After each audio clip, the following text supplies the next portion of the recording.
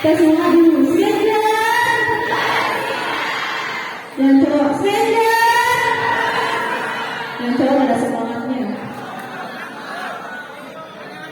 Oke, acara selanjutnya marilah kita sama-sama saksikan dan dengarkan podcast dari teman-teman kita SMA Negeri 1.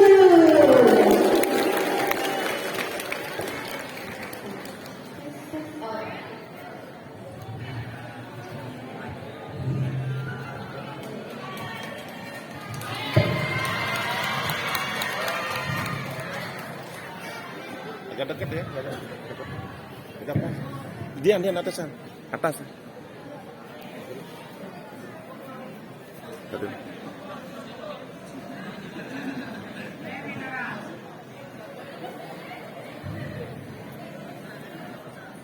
Assalamualaikum warahmatullahi wabarakatuh.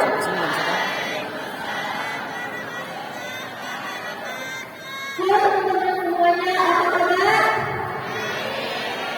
Alhamdulillah, baik, kita berharap semuanya dalam kondisi yang sehat, walafiat dan tak kurang satu apapun. Sebelumnya perkenalkan saya Alisa Maharani Setiawan dari kelas 12 MIPA 2 dan pada hari ini kita bakalan podcastnya atau ngobrol-ngobrol santai. Tapi sebelum itu saya mau dengar jargonnya meja dari teman-teman. Jadi kalau saya bilang meja, teman-teman akan bilang bersinar. Meja! Mantap! Oke, seperti yang tadi saya katakan bahwa pada pagi ini kita bakalan podcast atau ngobrol-ngobrol santai. Nah, materinya adalah materi yang pasti sering teman-teman dengar sebagai anak muda, yaitu adalah tentang bahasa gaul. Nah, tapi kali ini saya tidak sendirian. Di sini saya ditemani oleh salah satu teman kita yang anak gaul banget nih.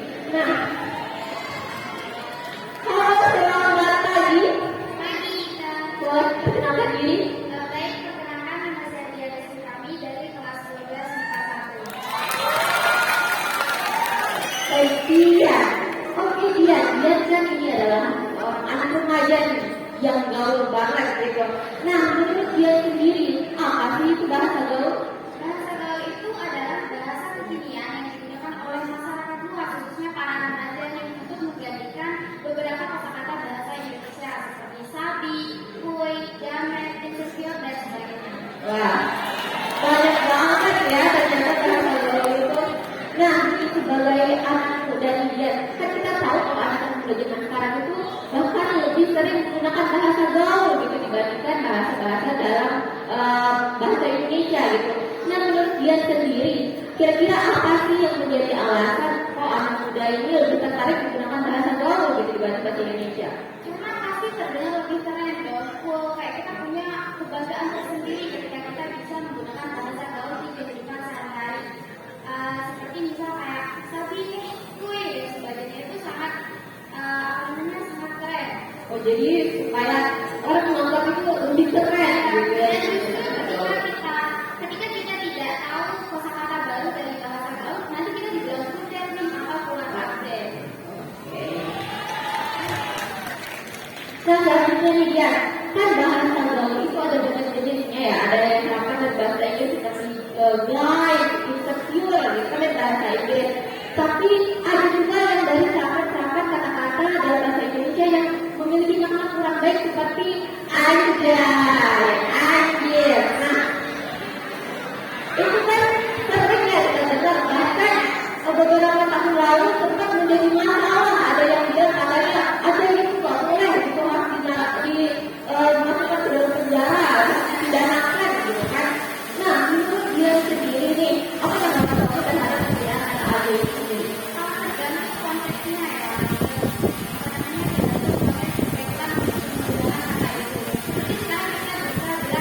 Mungkin lebih paham loh, itu kan konteksnya udah memiliki nih. Nah, beda lagi kalau kita bilang anjir loh. Nah, itu kan terkesan menunjukkan serapan nih. Nah, tergantung dari tingkat kesensitifan seseorang lagi. Itu kan tingkat kesensitifan seseorang itu berbeda-beda. Ada yang cuma disenggol dikit langsung marah tuh. Oh iya. Jadi intinya adalah penggunaannya ya. Kalau digunakan hal positif kita gunakan hal positif, begitu sebaliknya. Mungkin sedikit saya tambahkan ini bisa dianalogikan sebagai misalnya pulpen. Kalau kita pakai untuk menuntut ilmu, menulis itu kan membawa hal positif buat kita. Gitu. Tapi kalau kita menggunakan pulpen itu untuk melempar teman kita, itu kan kita jadi hal buruk. Benar banget. Nah, selanjutnya dari menurut kamu sendiri, secara umum nih, bukan hanya bahasa gaul yang kayak anjay yang tadi, secara umumnya kira-kira bahasa gaul ini membawa dampak positif atau negatif sih menurut kamu?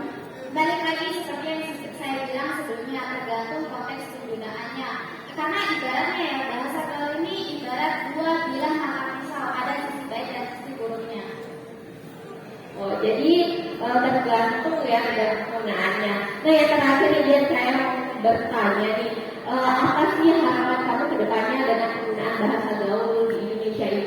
Semoga bahasa gaul ini semakin berkembang dan agar kita tidak hanya stuck di satu kata. Jadi kita punya kosakata baru nih, seperti tadi banyak kata-kata bahasa gaul yang diserap dari bahasa Inggris, bahkan dari bahasa Indonesia itu sendiri, sehingga kita tidak stuck di satu kata aja. Dan semoga penggunaan bahasa gaul ini juga semakin lebih bijak.